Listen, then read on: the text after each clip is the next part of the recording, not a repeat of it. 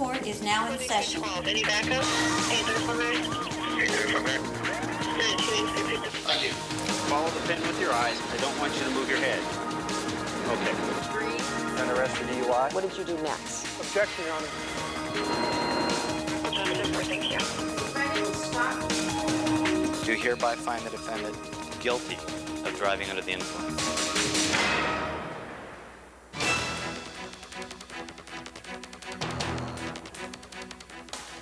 The numbers are alarming. On an average Friday night, 1 out of every 7 people leaving a bar between the hours of 9 and 2 a.m. has an alcohol concentration of a 0.10 or higher. A car can be a lethal weapon, one innocent DUI victims don't see coming. I'm Amy Bain. And I'm Bianca Benson. We're prosecutors with the City of Phoenix Prosecutor's Office. During the next 6 episodes of Criminal Convictions, we'll introduce you to the world of DUI enforcement, from arrest to prosecution. You'll see DUI investigations and learn about tools used to detect impaired drivers, and watch this evidence as it's presented in the courtroom. Each year, our office prosecutes over 70,000 misdemeanor criminal offenses. Of those, more than 7,000 are misdemeanor DUI charges. Few escape conviction, and for good reason. Arizona leads the nation in prosecuting DUI offenders. Our state is known for innovative enforcement, skillful prosecution, and dedication to safety. The Phoenix Police Department has a designated squad of officers on motorcycles with specialized training in DUI enforcement. Mobile vans actually take breath testing instruments to the arrest scene. If a person refuses a breath test, a search warrant is obtained and their blood is drawn by an officer for analysis. As you'll see in a few minutes, DUI officers actually gather the evidence that supports the DUI charge. And in Arizona, a defendant can be charged with up to 3 separate offenses for a misdemeanor. The first charge involves impairment. As prosecutors, we must prove that a person's ability to drive was impaired by alcohol or drugs, even to the slightest degree. The other 2 charges refer to a driver's specific alcohol concentration. This is sometimes referred to as the legal limit. In Arizona, the legal limit is a 0.08 alcohol concentration or above. An extreme DUI is when the person's alcohol concentration is 0.15 or above. The average alcohol concentration of an impaired driver is 0.16. That's twice the legal limit. A DUI case starts with, of course, the impaired driver. Amy, you recently went on a ride-along with a Phoenix police officer. Let's take a look at some stops from a Saturday night. Just so my guys know, make sure you call these numbers down.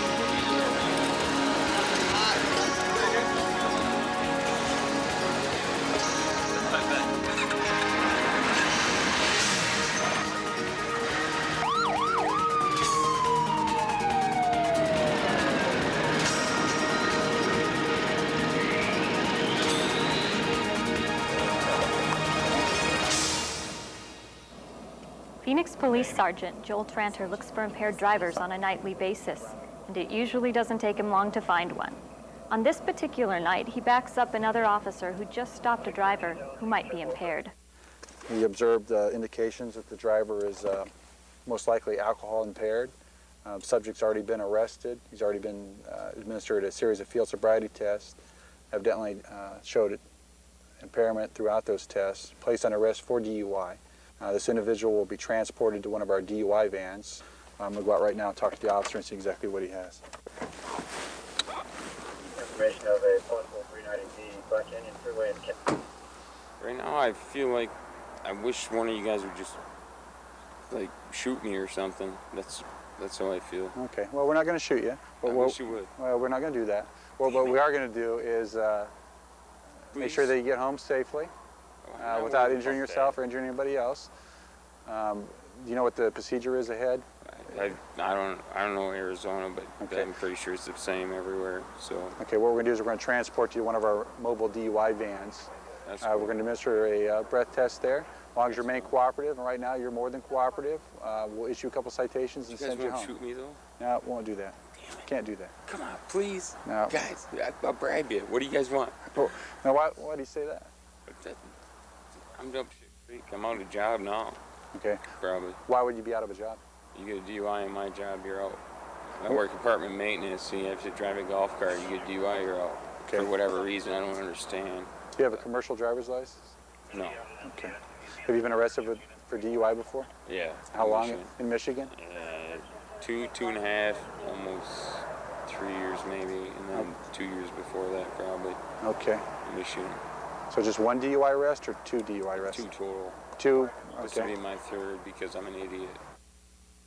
As Sergeant Tranter talks to the man and the officer, he learns the man has a blood alcohol concentration of a 0.17.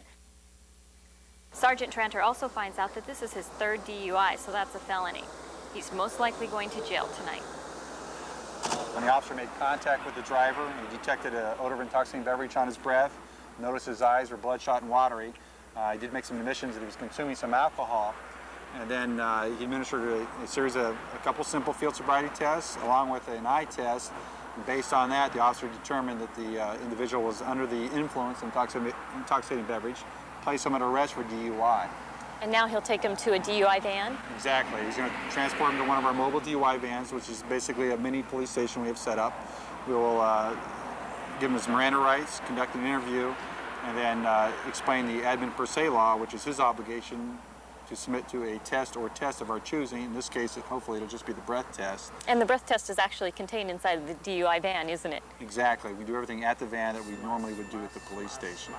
Now, depending on what the results of the test is, for instance, we're confident he'll be well above 0.08.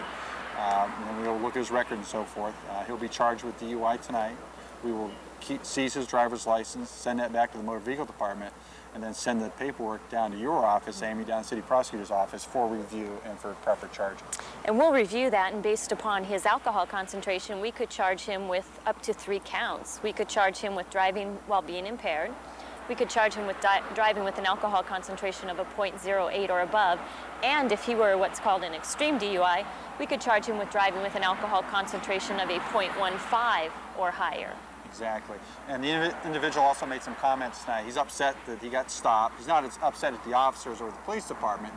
He's more or less upset with himself that he was out drinking tonight and then driving. At the mobile DUI van, the man is administered 2 breath tests. If the suspect refuses to take a breath test, officers can get a warrant to draw blood. In this case, the driver has an alcohol concentration of 0.17, more than twice the legal limit. When a driver is arrested for the first time for DUI, they'll spend at least 24 hours in jail, pay a fine, and get their license suspended. For a second offense, it's a minimum of 30 days in jail, a larger fine, and a longer license suspension, plus an ignition interlock device is placed on the car. For extreme DUI, those with an alcohol level of 0.15 or higher, the penalties are even higher. Now, not everyone who shows signs of impairment is actually arrested for DUI. Many times they haven't had anything to drink, like this individual. You didn't do a full DUI investigation. Why didn't you? You're right, Amy. I did not. I initially stopped that driver because he was northbound on Tatum, made a left-hand westbound turn onto Union Hills and did a wide sweeping turn, came out of his lane. Then he made a right turn northbound on 40th Street and he exceeded the speed limit by about 15 miles an hour. That's enough for me to initiate a traffic stop. Made contact with the driver.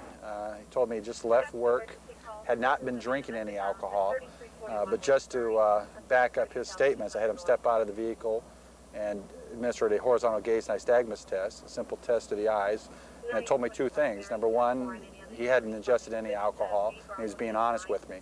There was no signs of impairment, alcohol-induced at all. At that point, I just issued a verbal warning and sent him on his way. So you were actually able to use your training to differentiate between an impaired driver and a non-impaired driver? Right. Everybody I stop is not an impaired driver. Many people I stop, they're inattention, they're talking on their cell phone, not paying attention for whatever reason, weave within their lane or run the red light. Now, they very well may get cited for that, but it's not a DUI investigation. They're not all impaired drivers.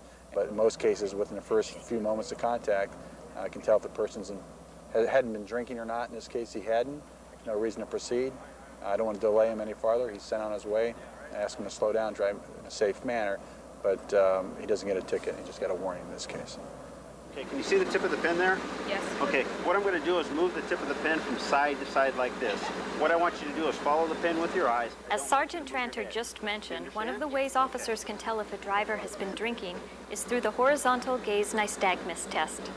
By asking a driver to follow a stimulus, such as a pen, with their eyes, an officer looks for involuntary jerking in the eyes. Here's another example of someone Sergeant Tranter pulls over but who isn't legally impaired. The driver made a left turn from the wrong lane from 7th Street onto Camelback. I notice your eyes are a little bit bloodshot and watery. But No, I just took my brother to the airport. Okay, let me just check your eyes, make sure you're safe to drive. Look at the tip of my pen. I'll move it sideways, just follow your eyes, keep your head straight, okay? 250, you're showing 23 at that location. I'll take a check one second. How do you pronounce your first name? Yeah, go ahead over the sidewalk. I'll get out of traffic here for a second. You go ahead and face me. I'm going to do that eye test again, okay? A little easier once you're out of the car. Just look at the tip of my pen right here. Follow through your eyes. Keep your head straight.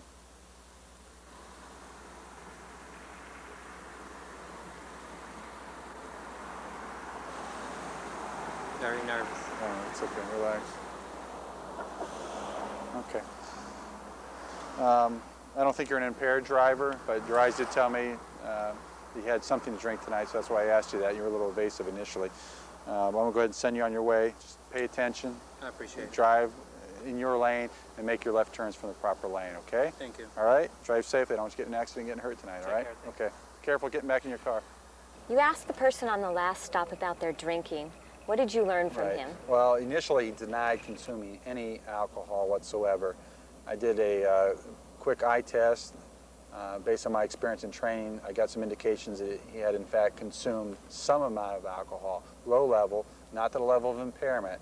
I related that information to him. I told him that I'm confident you had at least one drink earlier today, and then he admitted that he had a glass of wine with dinner. So how were you able to tell he had wine when he told you he didn't? Well, he had bloodshot and watery eyes, but that in and by itself is not indicative of impairment, but it is one of the small cues of a possible alcohol consumption.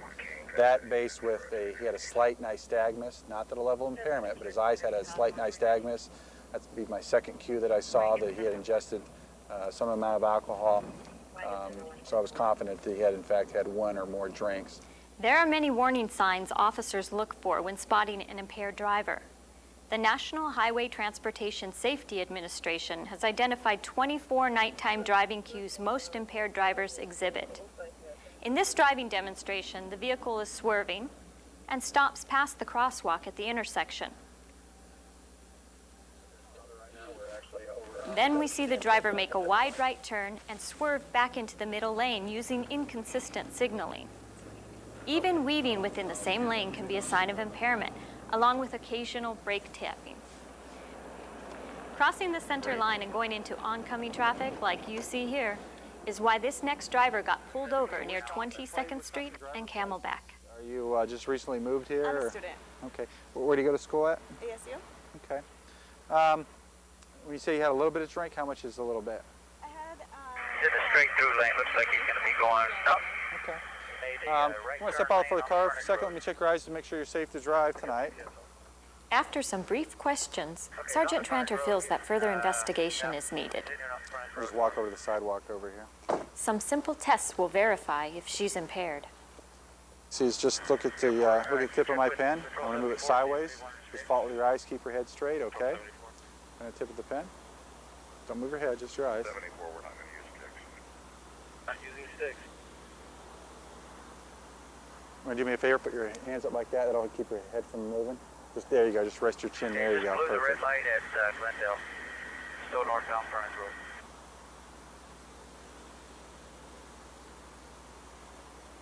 Road. Okay. I'll give you two more quick tests to see if you're safe to drive or not, okay? You comfortable with those shoes on? not really. You want to take them off? Sure. Okay, go ahead. Or do we have anybody close, Casey Bill? One of the tests is a walk and turn. I just want you to imagine a straight line down a sidewalk here. It's really cool. Okay, we'll make it quick. What I want you to do is put your left foot out. Don't walk yet. Just put your left foot out, put your right foot in front of it, heel to toe, just like this. There you go. Just stand like that for a second. Okay, when I tell you to, I want you to take 9 steps along in a straight line, heel to toe. Let me show you what heel to toe is. It's going to be like this, okay? Just watch my feet. It's going to be 1, 2, 3, all the way to 9. Once you reach 9, just stop. Keep your front foot on the line. Should be your left foot. Watch my feet. You're going to take small steps with your right foot. That's how you're going to turn around and 9 steps back. So real simple. It's going to be 9 steps up, heel to toe. Stop. Turn around, 9 steps back. Look at your feet. Count out loud so I can hear you. And if for some reason during the test you lose your balance and step off, just stop, correct yourself, and continue on. Okay? Whenever you're ready, go ahead. 1, 2, Heel to toe. 3, 4, 5. The next test is a one-leg stand. 1024, 1025, 1026, 1027, 1028, 1029, 1000. And then back to the Okay. horizontal gaze Let me nystagmus. look at your eyes one more time. Same thing, just look at the tip of my pen. Follow your eyes, keep your head straight. In this case, an additional HGN test is given to ensure accuracy. Okay, keep your head straight. Almost done.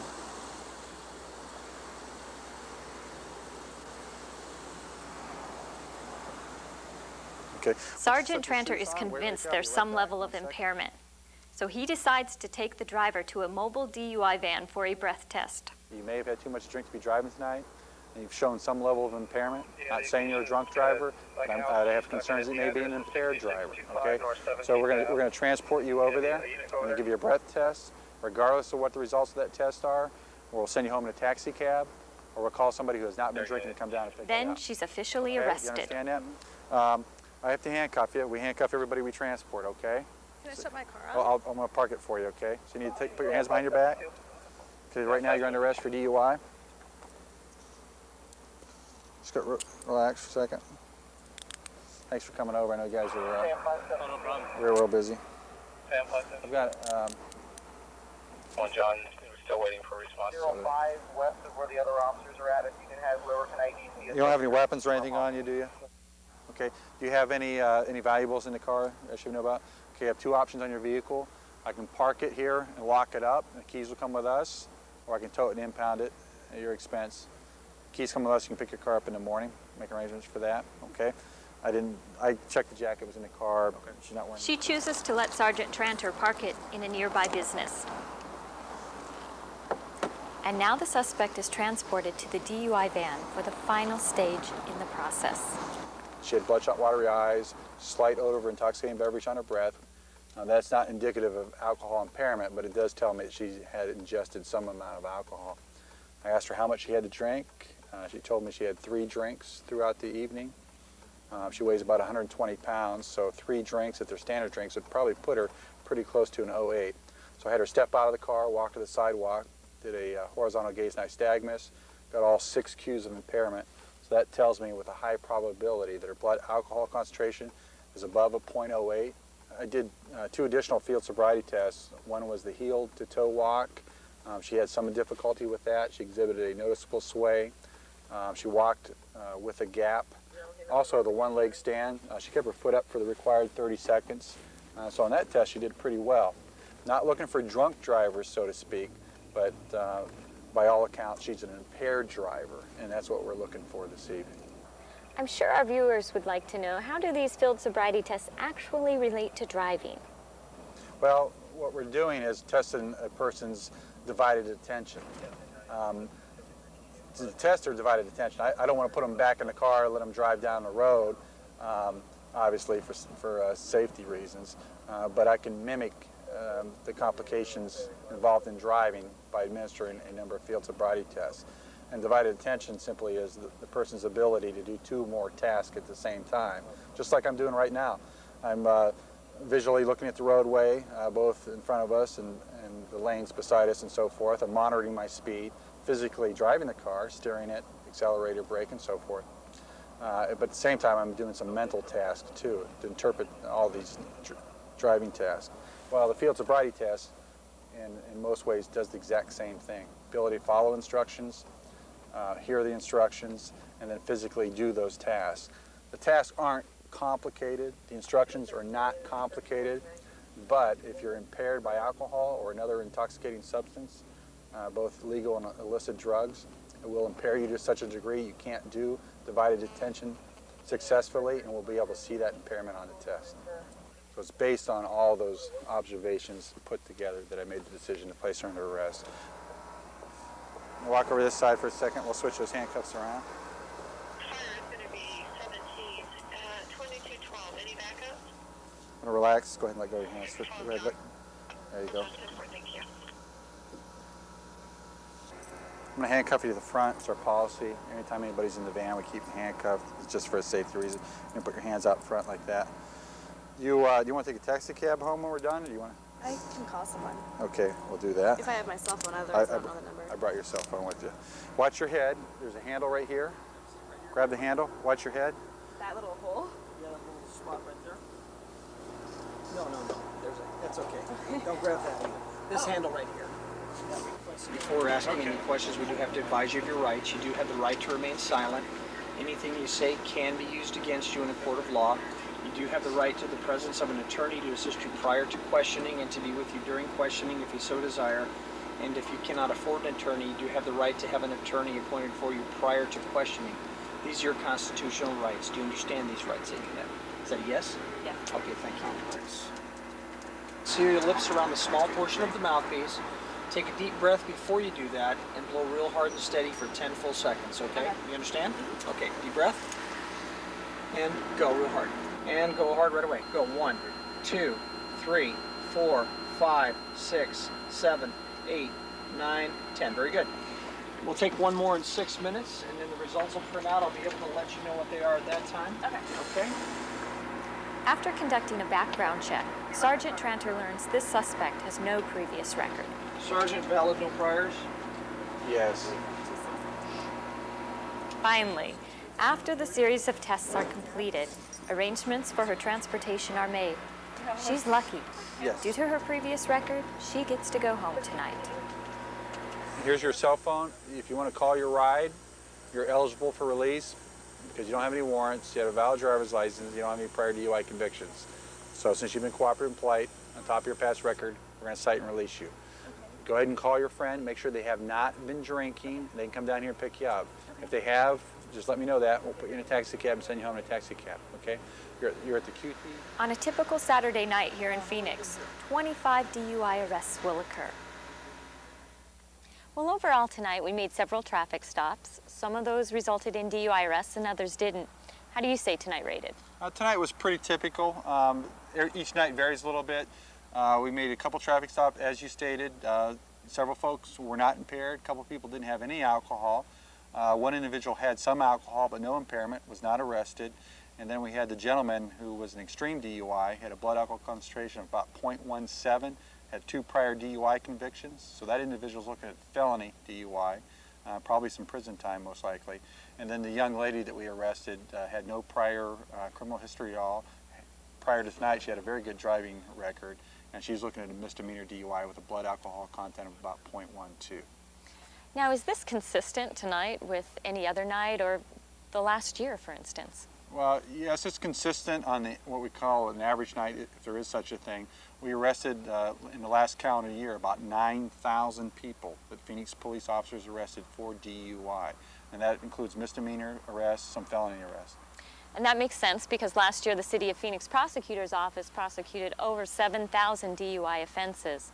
It's really important for us to remember that while tonight we saw 4 stops, that this is happening every night on our streets, and these numbers really do add up. Wow, Amy, what an exciting night. Yeah, it was. And as you can see, an impaired driver can be anyone. That last driver wasn't who you would typically expect to see getting arrested for DUI. Yes, and if those drivers had just called a cab, they would have saved themselves a lot of money. A cab ride costs anywhere from $20 to $45, but a DUI conviction runs into thousands, even tens of thousands of dollars. There are jail costs, court fines and fees, attorney's fees, motor vehicle department fees. If the case goes to trial, there may be expert witness fees. If it's a second DUI offense or an extreme DUI, there's the cost of installing an ignition interlock device. And then there's the increase in insurance, not to mention the time off work. And you know, Bianca, Alcohol-related crashes cost the public billions of dollars every year. Over 38% of all fatal crashes are alcohol involved. 1 in every 4 Americans will drive impaired at least once in their lives, and 1/3 of all DUI drivers are repeat offenders. And did you know that each time a person is arrested for DUI, they've driven impaired at least 80 times? Thousands of lives could be saved each year by not drinking and driving. Now, coming up on our next show, we're going to take you into a classroom where officers learn how to give one of the field sobriety tests, a useful tool officers use to remove impaired drivers from our roadways. Thank you for joining us on Criminal Convictions. And here's a message from the Arizona DUI Abatement Council. It's important to know your legal limits because we do. I'm Kerry Wangberg, the Phoenix City Prosecutor, and a member of the Arizona DUI Abatement Council. We are committed to keeping the streets of Phoenix safe from impaired drivers. DUI is a dangerous crime, one we aggressively enforce. Remember, in Phoenix, if you drink and drive, you lose.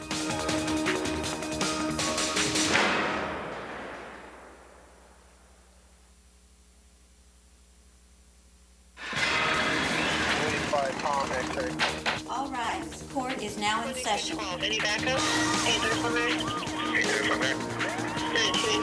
Thank you. Follow the pin with your eyes. I don't want you to move your head. Okay. Under arrest for DUI. What did you do next? Objection, Your Honor.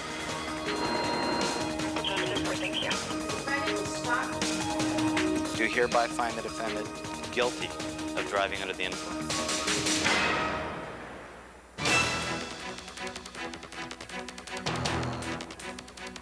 It's reliable, it's admissible in court, and it removes impaired drivers from our roadways every day. I'm Amy Bain. And I'm Bianca Benson. We're prosecutors with the City of Phoenix Prosecutor's Office. In this second episode of a 6-part series of criminal convictions, we will be learning about HGN, or horizontal gaze nystagmus. It's the most reliable of the 3 standardized field sobriety tests used by police officers to spot an impaired driver. As you'll learn in just a moment, HGN is an involuntary jerking of the eye that becomes more visible when a person is impaired due to alcohol consumption. We're going to see how the officers use the test in the field and how it applies to the courtroom. But first, let's watch and see how officers learn to give the HGN test. It looks like one big party. Lots of alcohol. There you go. That's a well-served rum and coke. Games, and friends having a good time. But a breath testing instrument? These people are actually here for a reason, to help officers train in how to spot an impaired driver. Once they practice in a controlled setting like this, officers hit the streets to put their skills to the test. Here we are at the wet workshop portion of the HGN training school. Once the officers complete 30 hours of classroom instruction, they'll come here for their practical final exam. Behind me are the volunteer drinkers. They volunteered their time to come in, drink alcohol for a few hours, and then the officers who are in training will come in and administer 3 field sobriety tests on them: the horizontal gaze nystagmus, the walk and turn, and the one-leg stand. There's officers here serving alcohol to them, and then the instructors will watch them and grade them and make sure they're administering the test properly. After that, they'll be sent out in the field to practice what they've learned. Instead of sitting around and doing nothing, these drinkers are making the most of the afternoon. Here's a straight. Some are playing cards, and others are playing games. In a few hours, some will be over the legal limit of .08. Others will be just under the legal limit. That's when officers will administer the horizontal gaze nystagmus, or HGN test, that looks for the involuntary jerking of the eye. It's easier to detect in a person who has been drinking alcohol. How effective is the HGN test in the field for apprehending impaired drivers? HGN is actually one of our most effective tests out there. When we use the HGN test, there's actually, if we obtain the proper amount of cues, between 4 and 6 cues of what we're looking for, there's actually a chance that the individual's over a .08 blood alcohol level. Now, why is the HGN test given with the other 2 standardized field sobriety tests, that being the one-leg stand and the walk and turn? What we like to do is we like to have a variety of tests, and when we combine all the tests together, the HGN test, the walk and turn test, and the one-leg stand test, it increases the probability that that is actually going to go higher, and there's a better probability that the individual is going to be over the .08 level. Now, a lot of people think that everybody who drinks alcohol has slurred speech. Is that true? No, that's not true. Why is that? What happens in higher alcohol levels is the alcohol starts to affect the small muscle in the body. And one of those muscles, the fine muscle movements, is your tongue. And at higher alcohol levels, your tongue actually starts to be affected by the alcohol, and therefore you start to have slurred speech. So a person can be at the legal limit of an 08 and not have slurred speech and still be impaired? Yes, that is correct. There are a lot of myths that come with alcohol and about people sobering up. A lot of people think, well, if you drink coffee or take a cold shower, you can immediately sober up and go drive. Is that true? That is absolutely not the case. There's nothing that you can do to your body, nothing you can drink, nothing you can do to your body that will actually help you sober up any quicker. What is the relationship between how much food you've consumed with getting impaired quickly or becoming impaired quickly or reaching the 08 quickly? What happens is if you don't eat anything and you actually drink alcohol on an empty stomach, that alcohol is actually absorbed quicker into your body because the alcohol goes straight through your stomach and into your intestines where 80% of the absorption takes place.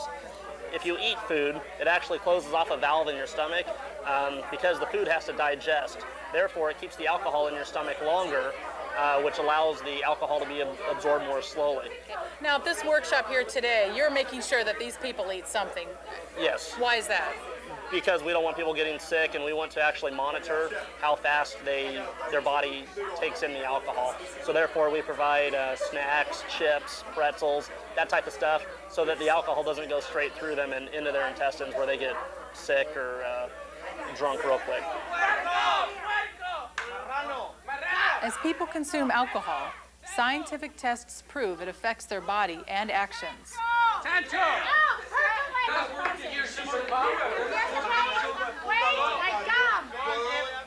As our volunteers continue to drink, it becomes more apparent that the alcohol is taking effect. Even low doses of alcohol can affect a person's judgment. First, there's an increase in self-confidence and a decrease in inhibitions.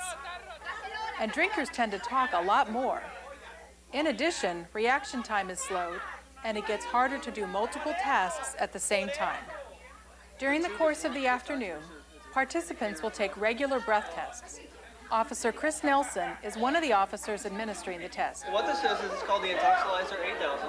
It's an instrument that when a person is brought to allows us to obtain what their breath alcohol content is. It's very simple to use. It has a tube. We have a mouthpiece that we use that we give to the person. It has a keyboard down here at the bottom which allows us to input their name, their date of birth. It takes about 10 seconds of a person blowing into the tube to get an accurate reading.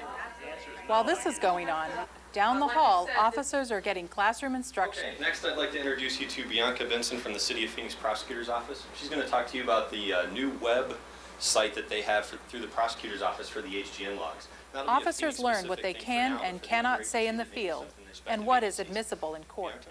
Detective Jonke, tell us how officers are using the HGN test out in the field.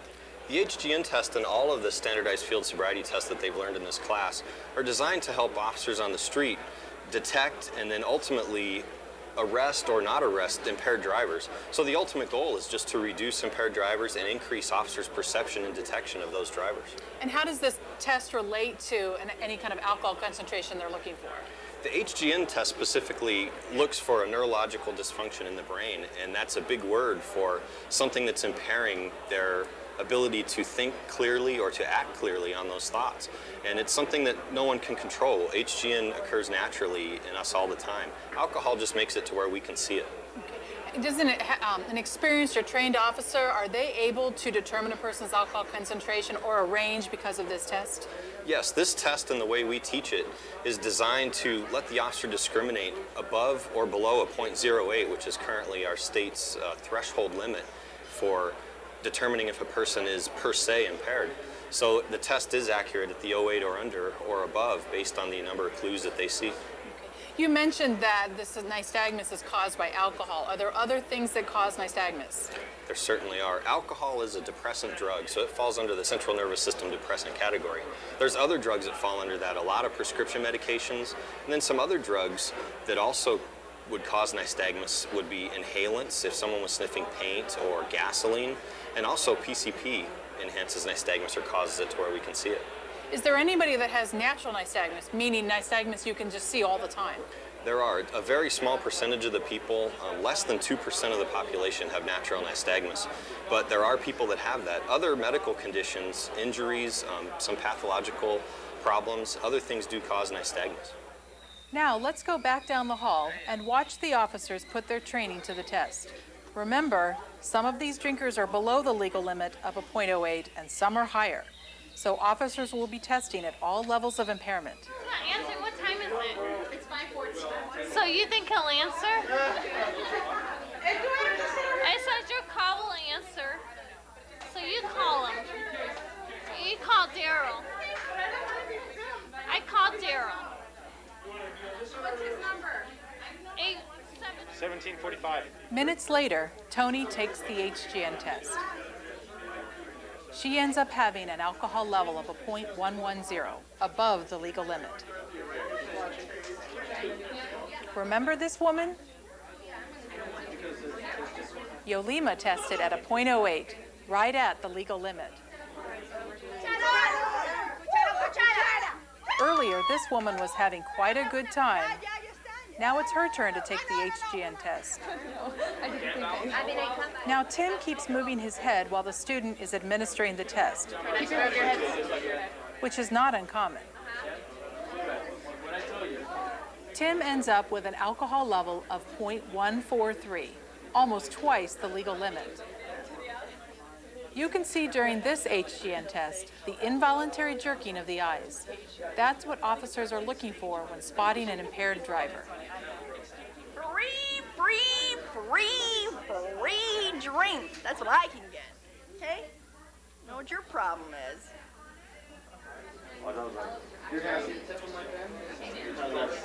Danielle blew a .110. When you're administering the HGN test, what are the three things you're looking for in each eye? Well, first you're looking for equal tracking in the eyes, that the eyes move together in the same fashion. First thing you're checking is lack of smooth pursuit, and what the eyes would normally do on a like a wet windshield, the windshield wipers like today will move smoothly back and forth, back and forth. When someone's impaired or has consumed alcohol, there's going to be an involuntary jerking of the eye. It's going to move in a kind of a jerking type motion. So when you're checking for lack of smooth pursuit, you're seeing if the eyes move smoothly back and forth or if they're jerking back and forth. That's the first thing you check. You check that in both eyes. The second thing you check is what's called maximum deviation, and you're going to have the eyes kind of go to the bottom corner of the far portion of the eye to see if the eye begins jerking in between a 2 to 4 second range, and that's called nystagmus at maximum deviation. And then the third check is to locate an angle of onset. You track the eyes and you're trying to see if the eye begins that involuntary jerking prior to a 45-degree onset. And officers are given training on how to estimate that 45 degrees. There's even additional training how sometimes a blood alcohol or breath alcohol concentration can be derived using that formula with the angle of onset. Do you also administer a vertical gaze nystagmus test, or VGN? Yes, as a part of the tests, officers are trained once they do those tests 3 times each eye for a total of 6 times. Then they do 2 times checking the upper portion, a vertical movement of the hand and pen or whatever the stimulus is, to track the eye movement upward and then down. And then in a person who has a higher degree of alcohol, it'll have what's called vertical gaze nystagmus, which will get the eyes moving in a fashion up and down while performing the test. So for example, a person who doesn't normally drink a lot, if they consumed a lot that day, they're going to have vertical nystagmus. Right. It's in some ways it's their body saying they have a lot.